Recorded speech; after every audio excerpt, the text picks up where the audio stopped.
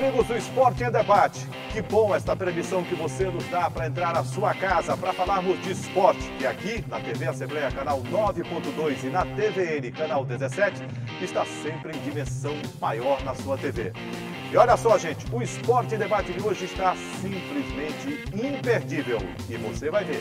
Você vai conhecer a realidade do beach soccer maranhense durante a pandemia da Covid-19. Campeonato Brasileiro, o Sampaio joga bem e empata com o Paraná fora de casa. Já o Imperatriz perde de novo e anuncia Charles Guerreiro. E mais, o Motoclube só empata com Santos no Amapá.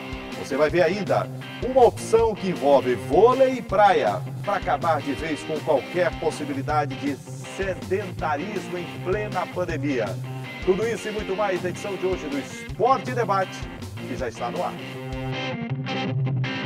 E para começarmos o Esporte e Debate, vamos falar do beach soccer maranhense. O beach soccer que tem, ao longo do tempo, conquistado importantes campeonatos a nível nacional. E não foi por acaso não, pelo trabalho realizado. Mas desde março deste ano de 2020, os tempos mudaram com a pandemia da Covid-19. E a modalidade, ela não está dissociada do que vem passando as outras modalidades em relação à convivência com o vírus que continua circulando em todo o Maranhão, pelo Brasil e boa parte do mundo, do novo coronavírus. E com isso, as federações e as modalidades têm que se reinventar. A reportagem do Esporte em Debate foi conversar com o presidente da Federação Maranhense de Beach Soccer, Eurico Pacífico, e saber dele o andamento do beach soccer no estado do Maranhão, as conversas que tem tido a nível nacional e os projetos em prática ou em andamento para esta temporada de 2020 ainda, mas já pensando, obviamente, no que virá pela frente em 2021 e a gente torce que já com a vacina para a Covid-19. Olá, Juraci, um abraço a você, um abraço aos amigos que acompanham o esporte aqui na TV Assembleia. E a pandemia, de fato, impactou em vários setores no país. E o esporte não foi diferente.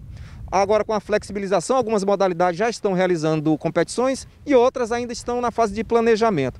E a gente veio conversar aqui com o presidente da Federação Maranhense de Beach Soccer e também diretor executivo de Beach Soccer do Brasil, né? Da Confederação. Pacífico, de que forma a pandemia impactou no calendário vamos falar primeiro nacionalmente, né? Da Confederação de Beach Soccer do Brasil? Realmente foi um impacto enorme. Esse momento que o mundo tem vivido é um momento diferente, que ninguém esperava.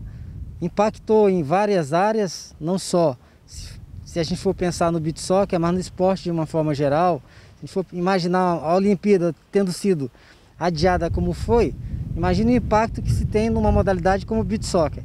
Nacionalmente, houve realmente uma repercussão enorme, porque muitas das competições que estavam programadas para que a Confederação realizasse, infelizmente nós não pudemos realizar. Porque esse momento que mais vale são as vidas das pessoas, a gente tem que se preocupar com as pessoas não serem contaminadas e o esporte, enfim, várias atividades, se elas não forem feitas de maneira correta, acaba sendo um mecanismo de contaminação. Então, infelizmente, realmente isso aconteceu. Eu acho que o momento mais grave já passou, mas não significa dizer que as pessoas não tenham que ter cuidado, precisam ter muito cuidado ainda, bastante cuidado. Nacionalmente, esse ano de 2020, nós tínhamos tudo, pensando no calendário nacional, de termos o melhor ano do beach soccer brasileiro, mas não foi possível. O que nós queremos, pelo menos ao longo deste ano de 2020, finalizar são duas competições. Antes da pandemia começar, nós iniciamos o Brasileirão de Clube de Beach Soccer, que era uma competição que nós iríamos realizar durante 3 meses. Fizemos uma etapa no estado do Espírito Santo, na cidade de Anchieta. Vamos realizar agora, no final desse mês de outubro, a etapa Norte e Nordeste, na cidade do Recife. E juntamente com as 4 melhores equipes classificadas da etapa Sul, Sudeste e Centro-Oeste, que foi lá em Anchieta, com as 4 equipes melhores classificadas da região Norte e Nordeste, faremos a etapa final no Rio de Janeiro. Então terminaremos o Brasileirão masculino e faremos no início de novembro a Copa do Brasil feminino, para que a gente possa terminar esse curto calendário nacional. Tá, e portanto, a gente conversou com o Eurico Pacífico, que é o presidente da Federação Maranhense de Beach Soccer, e também ele é diretor executivo da Confederação de Beach Soccer do Brasil. Volto com você, Jura. Olha, a gente tem mostrado aqui uma série de entrevistas que retratam uma realidade de todas as modalidades esportivas do Maranhão. E é por isso mesmo nós continuamos com a série O Esporte e a Pandemia, porque a pandemia da Covid-19, o novo coronavírus, ainda não está controlado, não temos ainda um remédio e uma vacina, né, comprovadamente já com a sua eficácia, com a eficiência pelas autoridades sanitárias do Brasil e do mundo. Enquanto isso não acontece, mas dezembro vai chegar, existe essa possibilidade, sim, ótimo. São Paulo já trabalha para que nos próximos dias a Anvisa possa liberar a vacina que está sendo produzida pelo Butantan e com a ajuda, inclusive, de chineses. A gente sabe de tudo isso e vem acompanhando de perto, mas a realidade é que até o momento a gente não tem nada, absolutamente nada que possa impedir essa circulação do novo coronavírus. E as modalidades coletivas, como é o beach soccer, o vôlei, o futsal, o futebol, enfim, várias, elas têm sofrido bastante, porque tem que se adaptar com o novo normal. O beach soccer não é diferente, e é uma pena, porque este ano de 2020 seria um ano também de muitas conquistas e glórias para esta modalidade. Aliás, o beach soccer do estado do Maranhão tem acumulado nos últimos anos títulos e mais títulos. A nível nacional, belas participações em Copa Libertadores da América, por exemplo. No futebol, a gente não teve ainda, né, essa satisfação, como o futebol paraense teve, de ter o Paysandu disputando uma Copa Libertadores da América. Mas, no beach soccer, o Maranhão já se fez representar com o Sampaio Corrêa, sim. Copa do Brasil, outras competições.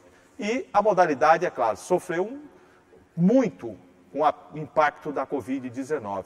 Não foi só ela, eu repito, mas os dirigentes estão se reinventando. O Eurico Pacífico falou sobre o trabalho que vem sendo realizado pela Confederação Brasileira de Beach Soccer, pela própria Federação Maranhense, que não está parada. Agora, é claro que aquele número de competições que a gente era acostumado a ver durante o ano deu uma freada, em virtude, todo mundo sabe, da proliferação e disseminação do novo coronavírus. Mas a gente torce para que as coisas possam se resolver e, paulatinamente, essas competições voltarão a ser realizadas de forma gradualmente falando. A gente vai ter um beach soccer e isso é muito bom, porque o beach soccer é hoje uma realidade que diferencia o Brasil de muitas potências, inclusive do esporte a nível nacional. O Brasil é carro-chefe nessa modalidade. Depois do intervalo, vamos destacar um projeto que vem dando o que falar, vôlei e praia na Península em São Luís. E vamos também falar sobre o Campeonato Brasileiro. O Sampaio empatou com o Paraná, o Motossom empatou com o Santos na Série D do Campeonato Brasileiro. E o Imperatriz, hein? Vai de mal a pior e já trocou de técnico de novo. Segura aí que daqui a pouco a gente volta.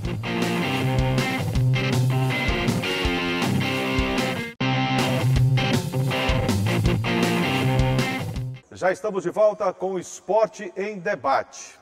Em São Luís, uma prática tem chamado muita atenção, principalmente em épocas de pandemia.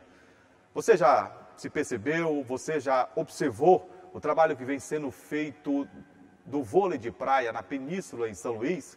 Isso remonta a uma época passada em que a gente tinha o começo da modalidade do vôlei de praia e que deu ao Brasil os mais expressivos resultados, tanto a nível de continente sul-americano como a nível internacional. O Brasil é várias vezes campeão do mundo de vôlei de praia e também com muitas medalhas olímpicas.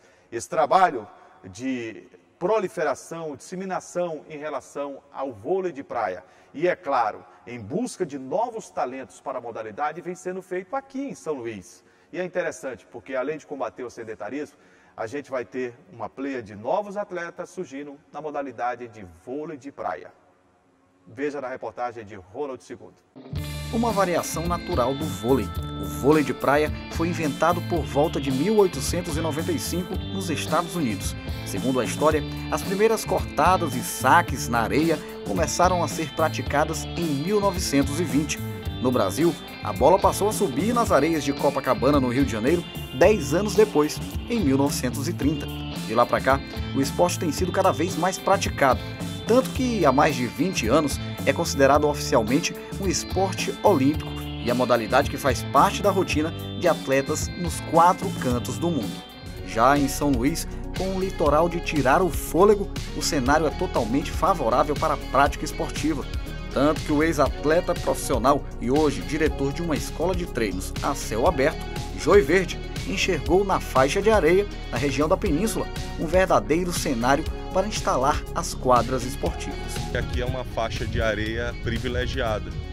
Aqui em São Luís a gente tem uma variação de maré muito grande e a gente conseguiu descobrir aqui uma pequena faixa de areia fofa, areia solta, que é perfeito para a prática do vôlei de praia e de esportes de areia. A ideia deu certo. Agora, atletas profissionais e amadores dividem as quadras para praticar o vôlei de praia aqui na região. O objetivo é contemplar a natureza, combater o sedentarismo e se preparar para as competições. As etapas já retornaram, né? Já está partindo agora para a segunda etapa do circuito. Lógico que com todas as medidas, e foram reduzido o número de participantes, né? E inclusive a gente tem um atleta que é o Pablo, que não está treinando aqui com a gente agora, mas ele está em Fortaleza se preparando e retornando aos poucos. Da primeira etapa tinha uma quantidade dupla, na segunda já aumentou a quantidade, mais 4 duplas, e a expectativa é que da terceira e quarta em diante que vai retornando aos poucos, né? Para a galera profissional é uma oportunidade única, né? Porque as condições aqui, principalmente da areia, né? A areia muito fofa, bastante pesada, isso facilita muito para a gente em termos de rendimento, né? Aumenta o nosso rendimento porque dificulta mais, exige maior força, maior explosão, então facilita muito na questão dos jogos profissionais lá fora. Mas a modalidade não é coisa apenas de profissional, não. Por aqui tem espaço para quem também deseja iniciar com calma as atividades. Eu perguntei e entreguei logo minha condição física. Por exemplo, um cara como eu, que está meio que sedentário, como é que ele ingressa para iniciar uma atividade esportiva como o vôlei de praia? Primeiro a gente faz aqui o treinamento técnico, né, da batida da bola, ensinando os fundamentos básicos, manchete, o toque, né, o próprio saque, como correr na areia, porque aqui é diferente, né, tem a estabilidade da areia. Então a gente começa do básico e vai evoluindo. As turmas têm níveis diferentes, né? Cada turma tem um nível diferente. E aí a gente vai evoluindo conforme a evolução do aluno, nós vamos adaptando o treino. Um outro atrativo também chama a atenção: o cenário paradisíaco das praias da capital maranhense. Está aí mais um motivo. Esse visual, né? Principalmente no final de tarde, o pôr do sol, é um horário que muitas pessoas vêm praticar atividades esportivas aqui. Seja o vôlei de praia, seja um funcional, futevôlei. Então é um atrativo a mais, né? Esse pôr do sol. Mandou bem, professor. E lá vai uma dica: a faixa de areia do litoral de São Luís tem espaço para todo mundo. O kit com redes e linhas que fazem os limites das quadras custam em média de R$ 180 a R$ 400. Já a bola, essa pode ser comprada por cerca de R$ 90. O cenário, esse é de graça, e o resto é só a força de vontade.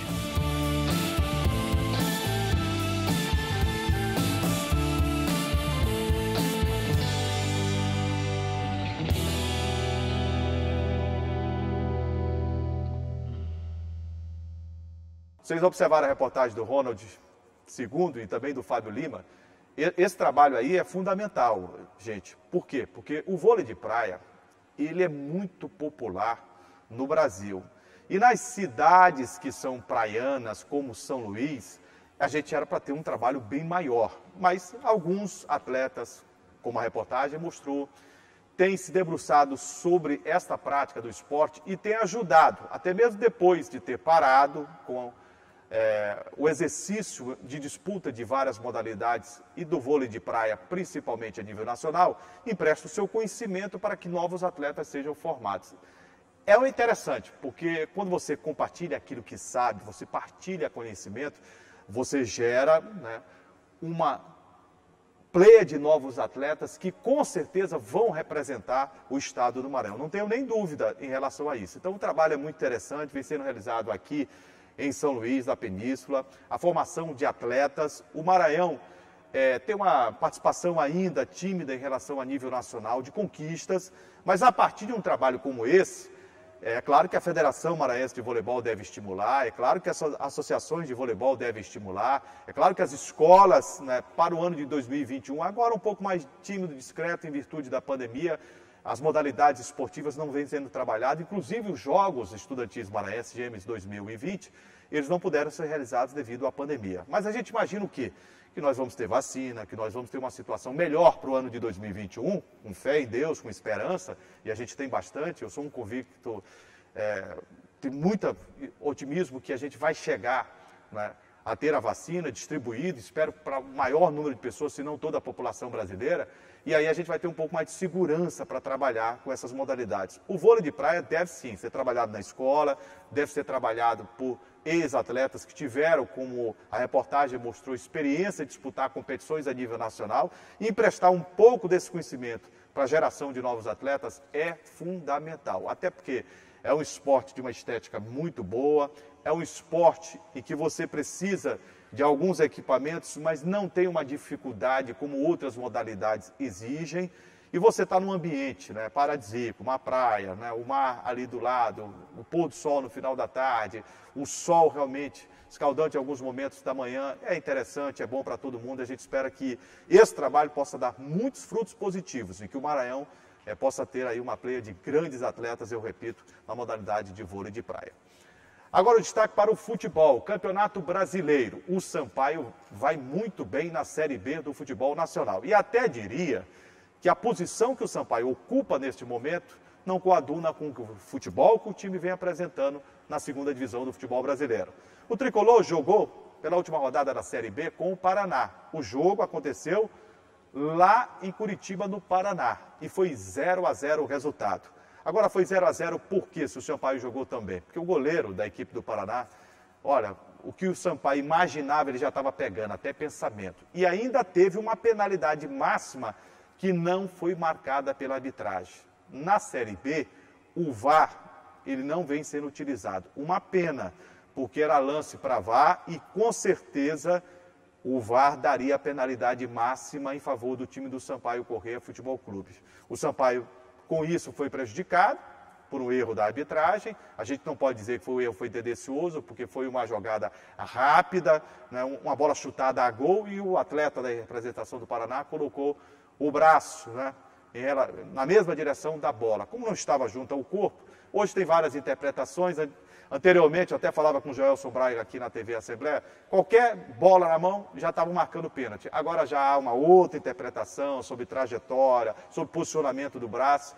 É muito interpretativo do árbitro, mas confesso que para mim houve penalidade máxima em favor da equipe boliviana.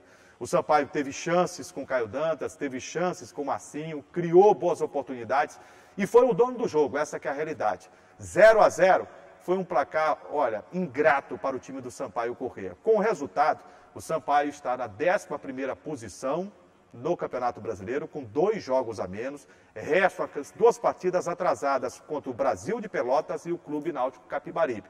Mas já nesta quarta-feira, o Sampaio volta a jogar diante da representação do Confiança. Só que dessa vez, o jogo será no Castelão às 19h. Oportunidade que o Sampaio terá para fazer uma subida, né, na classificação da Série B do futebol brasileiro. O meia Eloy jogou e atuou bem com a camisa boliviana. Ele fala sobre o jogo e os próximos, né, compromissos do Sampaio Corrêa na Série B. Foi um bom jogo, né? A gente conseguiu fazer dentro de campo o que o professor nos pediu, né, que é uma marcação intensa, não fugir da nossa característica, né, que a gente tem feito nos últimos jogos. Infelizmente não conseguimos a vitória, criamos muitas oportunidades de gol, mas agora levantar a cabeça, temos mais um compromisso na quarta-feira contra o Confiança, um jogo importante, onde a gente pode encostar no pelotão de cima e tenho certeza que a gente vai entrar nessa partida aí com determinação e, se Deus quiser, sair com a vitória também. Me agrada bastante, e o Eloy, voltando ao time do Sampaio Corrêa, é um exemplo, está aí um exemplo de superação. O Eloy, dentre todos os jogadores do Sampaio, você lembra que o Sampaio chegou a ter 14, 15 jogadores acometidos da Covid-19? O Eloy foi o caso mais grave. O Eloy, inclusive, chegou a ser internado com pneumonia. Mas, graças a Deus, ele se recuperou, voltou gradualmente a treinar, já é titular do time do Sampaio, pelo menos foi na partida contra o Paraná, aliás, teve a oportunidade de jogar, pode buscar o seu lugar nesse time do Sampaio Corrêa como segundo volante. Eu acho que é uma opção de muita qualidade ali com o Vinícius Quis. Tem o André Luiz que está muito bem, mas ele é um jogador que vai buscar espaço. E em algumas partidas, como o Condé é um técnico estratégico, que gosta de utilizar, né, a tática diferente para alguns jogos, de acordo com o adversário, eu acho que principalmente para os jogos fora de casa, como ele tem uma marcação boa e uma saída qualificada, o Eloy vai ser muito útil ao time do Sampaio. O treinador Léo Condé, que vem fazendo um grande trabalho na equipe boliviana, falou sobre o jogo. O Sampaio esteve com domínio durante a partida, jogando no Paraná. Poderia ter saído de campo com a vitória, mas ele já projeta o jogo contra o Confiança.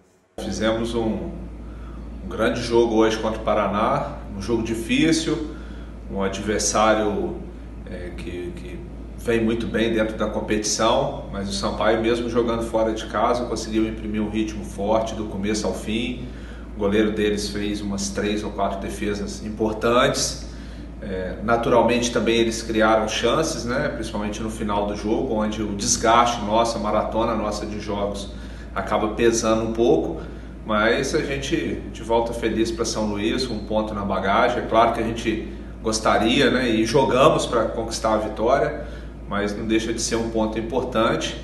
E agora temos aí uma viagem pela frente na segunda-feira e já mobilizar a rapaziada e descansar para que na quarta-feira contra o Confiança a gente possa voltar a fazer um grande jogo e conquistar a vitória dentro do nosso campo. Esse é um grande profissional, o Léo Condé, vem mostrando isso com o Sampaio Corrêa. Ele tem ganho projeção, o Sampaio tem jogado um futebol vistoso, o Sampaio vem jogando bem, vem conquistando bons resultados e acho que o Sampaio está numa posição diferente daquilo que faz por merecer. O Sampaio já era para estar pelo menos entre as 6 melhores equipes da Série B. Não vejo ninguém na ponta de cima jogar mais futebol no momento que o Sampaio. Vejo o Cuiabá bem, vejo a projeção de outras equipes, mas o Sampaio tem jogado um futebol admirável nessa etapa do Campeonato Brasileiro da Série B e tomara que continue assim. Na Série C do Campeonato Brasileiro, olha, a situação está muito difícil. A gente não pode dizer o mesmo, muito pelo contrário. O Imperatriz jogou de novo e mantém aquela regularidade. Quando não apanha, dão nele. Perdeu para Jacuipense da Bahia. 3-1 foi o resultado. Com este resultado, mais um, já são 11 jogos, 10 derrotas e 1 empate. Que coisa fizeram com o Imperatriz, mas que absurdo a diretoria do Imperatriz está fazendo com esse time, em especial o presidente Adalto Carvalho, incompetente, inoperante. Ele só pode estar ganhando algo com isso, não é possível, porque o torcedor do Imperatriz absolutamente nada, reclama bastante, tem sofrido com o time, e a instituição Imperatriz tem proporcionado espetáculos tristes para o futebol do Maranhão, não só para o time da região Tocantina. É muito lamentável o momento que vive o Imperatriz. O Estevam Soares foi embora, primeiro foi o Paulinho Kobayashi, não aguentou, veio o treinador dos Reis, também foi embora, assumiu o Jairo, não teve condição de ficar, veio o Estevam Soares, pediu o boné, foi embora, não aguentou e já contrataram o Charles Guerreiro. Já há algum tempo eu não ouço falar no nome dele, mas o trabalho mais recente de boa qualidade que viu o Charles Guerreiro fazendo foi no futebol paraense. Mas olha, já se vão inclusive algumas décadas, há muito tempo eu não via falar no Charles Guerreiro. Ele foi contratado, já assume o time para um novo compromisso. Tomara que ele encontre a fórmula, né? Se não for a fórmula do amor, a fórmula de fazer um time melhor, porque o Cavalo de Aço vem apanhando constantemente, vem denegrindo a imagem do futebol do Maranhão, lamentavelmente. A instituição não merece, e principalmente o torcedor do Imperatriz, que se acostumou a ver um cavalo de aço. Mas no momento, o cavalo não tem nada de aço. Na Série D do Campeonato Brasileiro, o Motoclube não vive um bom momento, não atravessa uma boa fase. Depois do resultado ruim conquistado em casa, o Moto foi a Macapá, no Amapá, enfrentar o Santos. Empatou em 2-2. Resultado que não deixa o Moto no G4. Resultado que não dá uma perspectiva de melhora no time rubro-negro. Em que pese o Moto tenha contratado alguns jogadores, tenha problema inclusive para inscrever esses jogadores, e o técnico do Moto vai, coçar a cabeça muito ainda com esse time do Moto. O Moto não atravessa um bom momento financeiro, a gente já sabe. Administrativamente falando, está deixando a desejar. No aspecto organizacional, nem se fala. O clube tem informações desencontradas e a gente nem sabe por onde pode parar. Mas o certo é que o Moto, pela grandiosidade que tem, pela história que tem o Papão do Norte, precisa dar uma resposta positiva ao seu torcedor. Não é o fato do torcedor não estar indo ao estádio, porque não pode, em virtude da pandemia, que a diretoria vai entender que o torcedor está passivamente, né, aceitando o que está acontecendo com o clube. Muito pelo contrário. O Moto tem a obrigação de dar uma reviravolta nessa classificação da Série D. Joga com equipes que têm muito menos expressão do que o Motoclube de São Luís. O Moto é um time que está na Série D, mas não é time de Série D do Campeonato Brasileiro. Mas precisa provar isso jogando, porque do contrário, a situação fica muito complicada. Espero já ver o Moto nos próximos compromissos, com reforços que estão aí. Adriano voltou, o Wallace Lima, tem outros jogadores que estão sendo integrados ao grupo do Motoclube de São Luís. E espero que o Léo Goiano, treinador da equipe do Motoclube de São Luís, possa ter mais condições de trabalho, possa ter um pouco mais de tranquilidade para escalar o time e que esse time compreenda que esta camisa do Motoclube de São Luís merece respeito, merece um pouco mais de esforço por parte dos atletas, merece um trabalho com mais afinco por parte da diretoria. E a comissão técnica precisa dizer também o que veio. Eu sei que não é fácil, o problema do Moto não é o treinador, o problema do Moto é uma conjuntura, é uma estrutura que não tem.